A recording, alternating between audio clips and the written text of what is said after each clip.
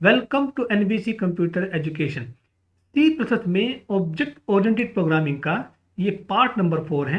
और आज की इस वीडियो में हम जो भी टॉपिक्स कवर करने जा रहे हैं ये हैं उनकी लिस्ट। और इसमें है इंस्टेंस वेरिएबल एंड स्टैटिक या फिर क्लास वेरिएबल भी कह सकते हैं। उसके बाद बताएंगे आपको हम कि इंस्टेंस वेरिएबल और क्लास वेरिएबल मेमोरी में जगह किस तरीके से ऑक्यूपाई करते हैं। और सबसे लास्ट में बताएंगे आपको हम स्टैटिक मेंबर फंक्शन। तो सबसे पहले बात करते हैं हम इंस्टेंस वेरिएबल और क्लास वेरिएबल की। तो अगर इनकी डेफिनेशन की बात करें तो ये देखिए डेफिनेशन, बहुत अच्छी डेफिनेशन लिखी हुई है। आप इस वीडियो को पॉज करके अपनी नोटबुक में नोट भी कर सकते हैं। तो इसमें लिखा है कि these variables are defined inside class. जितने भी इंस्टेंस वेरिएबल होते हैं वो क्लास के अंदर तो डिफाइन जरूर करते हैं, लेकिन आउटसाइड फ्रॉम मेंबर फंक्शन। लेकिन उस क्लास के अंदर जितने भी फंक्शन होते हैं उन फंक्शन के बाहर उनको डिफाइन करते हैं। उसके बाद है each instance variable occupies separate memory area to all object of that class. और जितने भी इंस्टेंस वेरिएबल हम डिफाइन करेंगे क्लास के अंदर तो वह सभी ऑब्जेक्ट के लिए जो उस क्लास से बिलोंग करते हैं उनके लिए अलग अलग जगह मेमोरी में ऑक्यूपाई कर लेते हैं। तो कैसे करते हैं बताएंगे आपको अपनी दूसरी स्लाइड में। और बात करते हैं फिलहाल स्टैटिक क्लास वेरिएबल की। Static variable of class occupies only one memory area that will be shared to all object of that class. इसका मीनिंग ये है कि जो स्टैटिक वेरिएबल होता है क्लास के अंदर वो सभी ऑब्जेक्ट्स के लिए एक कॉमन मेमोरी एरिया ऑक्यूपाई कर लेता है। और स्टैटिक वेरिएबल को आपको क्लास के बाहर भी डिफाइन करना मस्ट है, अदरवाइज वो आपको एरर शो करेगा। वो कैसे करते हैं वो बताएंगे आपको थोड़ी देर में। और स्टैटिक वेरिएबल को जब भी आप एक्सेस करेंगे, यूज करेंगे, तो फिर आप उसको ऑब्जेक्ट से भी कर सकते हैं और क्लास के नाम के साथ अगर आप ये वाला ऑपरेटर यूज करेंगे तब भी आप उसको एक्सेस कर सकते हैं। तो फिलहाल हम बात करते हैं कि मेमोरी में इंस्टेंस वेरिएबल और स्टैटिक वेरिएबल जगह कैसे ऑक्यूपाई करते हैं, वो मेन चीज है। तो ये देखिए इसका मेमोरी रिप्रेजेंटेशन। सपोज हमने क्लास डिफाइन करी है स्टूडेंट के नाम से।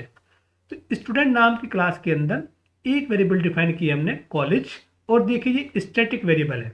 और उसके बाद लिया हमने एक रोल नंबर और उसके बाद नेम और कोर्स का नाम। तो ये 4 वेरिएबल हमने डिफाइन किए हैं जिनमें एक वेरिएबल हमारा स्टैटिक है। और स्टैटिक वेरिएबल को आपको क्लास के बाहर भी डिफाइन करना मस्ट है। और ये है उसका सिंटेक्स।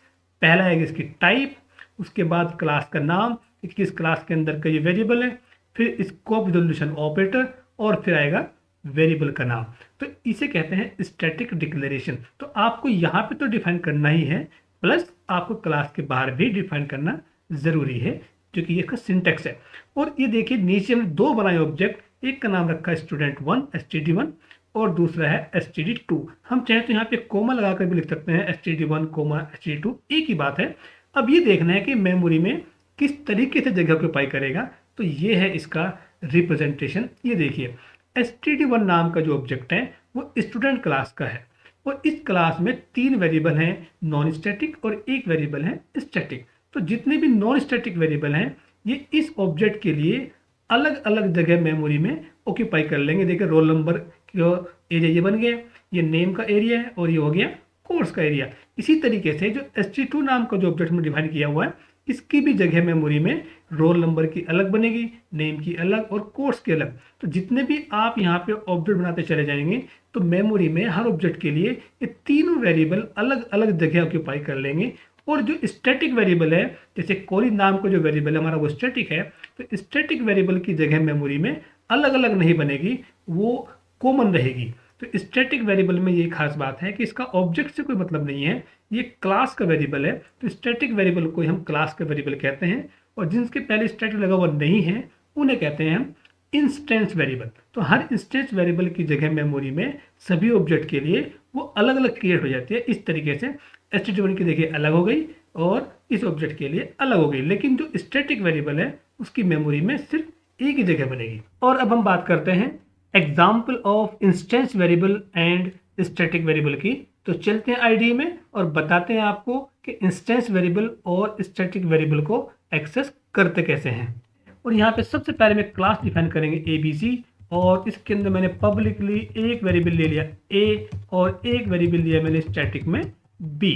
और आप ये अच्छे से जानते हैं और बता चुके हैं आपको प्रीवियस स्लाइड में भी कि जितने भी आप स्टैटिक वेरिएबल डिफाइन करेंगे आपको उसको क्लास के बाहर भी डिक्लेयर करना कंपलसरी है। उसको डिक्लेयर इस तरीके से करते हैं, पहले डाटा टाइप, उसके बाद आएगा क्लास का नाम, फिर आएंगे स्कोप रिजोल्यूशन ऑपरेटर और फिर आएगा बी। ये इस तरीके से इसे कहते हैं स्टैटिक डिक्लेरेशन। तो ये आपको याद रखना होगा कि जितने भी वेरिएबल आप स्टैटिकली डिफाइन करेंगे किसी क्लास के अंदर, तो उसे क्लास के बाहर भी डिक्लेयर करना जरूरी है।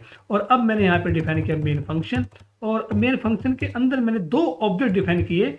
ABC नाम है क्लास का, तो ABC OB1 और OB2 आप जितने मर्जी यहाँ पे ऑब्जेक्ट बना सकते हैं। तो मेमोरी की अगर बात करें तो OB1 का जो A वेरिएबल है ये अलग जगह ऑक्यूपाई करेगा, और जो OB2 बनाया हमने ऑब्जेक्ट, इसका A अलग जगह ले लेगा मेमोरी में। तो A वेरिएबल OB1 का अलग, OB2 का अलग बनेगा, क्योंकि ये इंस्टेंस वेरिएबल है।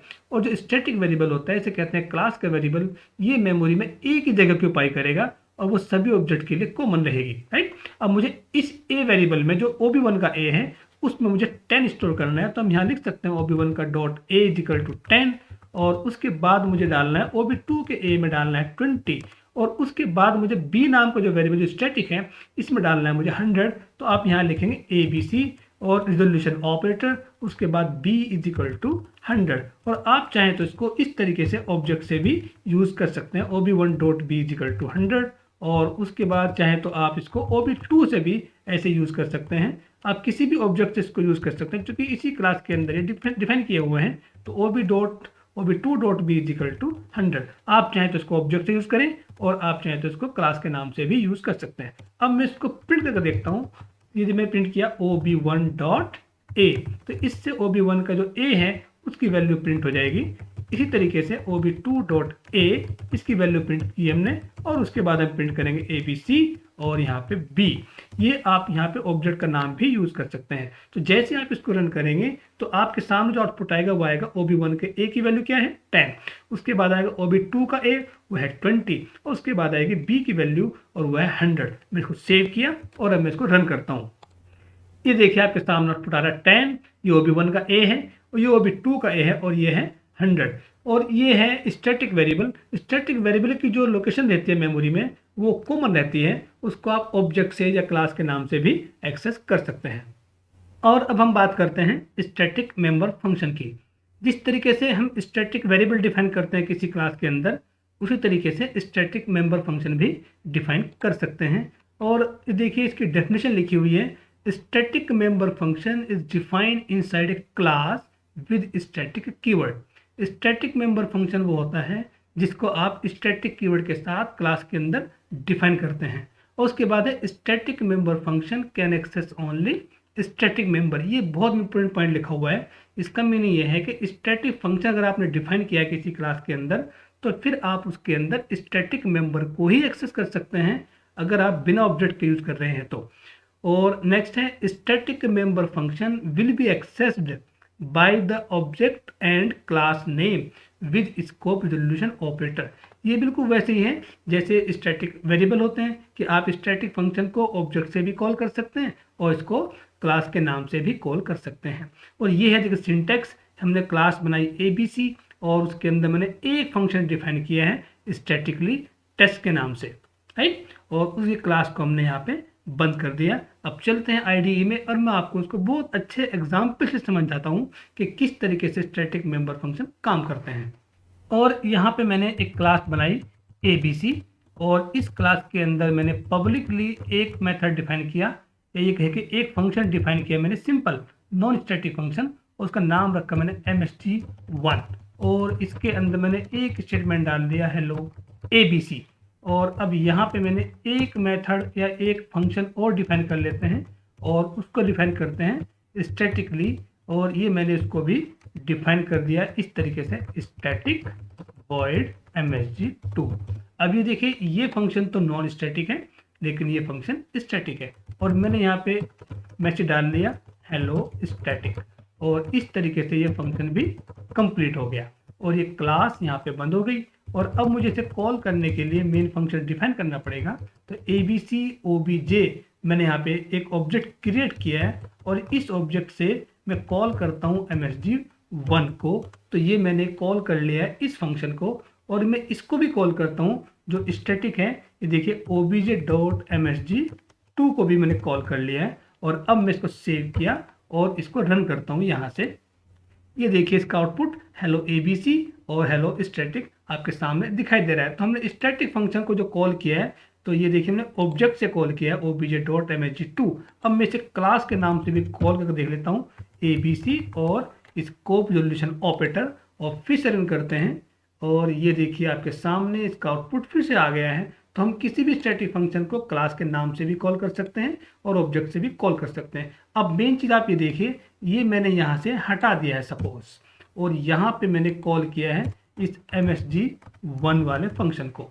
तो जो msg1 फंक्शन है ये मैंने msg2 के अंदर कॉल किया है और इसी क्लास के अंदर हम कॉल कर रहे हैं, तो ऑब्जेक्ट की हमें कोई नीड नहीं है। और ये स्टैटिक फंक्शन है, इसलिए हमने क्लास के नाम से इसको कॉल कर लिया है। अब ये डेफिनेटली एरर देगा, और ये देखिए आपके सामने ये एरर शो कर रहा है। ये देखिए एरर शो कर रहा है क्योंकि msg1 जो फंक्शन है जिसको कॉल कर रहे हैं हम किसके अंदर, msg2 के अंदर, और msg2 जो फंक्शन हमारा वो है स्टैटिक फंक्शन। और ये आपको बता चुके प्रीवियस स्लाइड में कि static member function can access only static member. अगर आप इसके अंदर कोई भी चीज एक्सेस करोगे बिना किसी ऑब्जेक्ट के, तो उसको भी आपको स्टैटिकली डिफाइन करना पड़ेगा। अब ये प्रोग्राम बिल्कुल रन हो जाएगा। तो ये देखिए सबसे पहले यहाँ से चलेगा मेन फंक्शन से, और यहाँ से msg2 पे गया, यहाँ पे आया, और यहाँ से जाएगा फिर ये msg1 पे। तो पहले प्रिंट करेगा हेलो एबीसी और उसके बाद प्रिंट करेगा फिर से हेलो स्टैटिक। तो ये देखिए आपके सामने ये सेम आउटपुट आपके सामने दिखाई दे रहा है, हेलो एबीसी और हेलो स्टैटिक।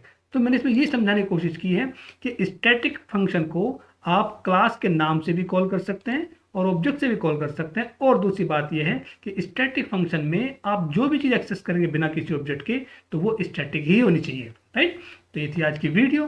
तो अगर आपको लग रहा है कुछ सीखने को मिल रहा है, तो आपसे वही रिक्वेस्ट है, मेरे चैनल को सब्सक्राइब करें, वीडियो को लाइक करें और बेल आइकन जरूर प्रेस करें। Thank you for watching.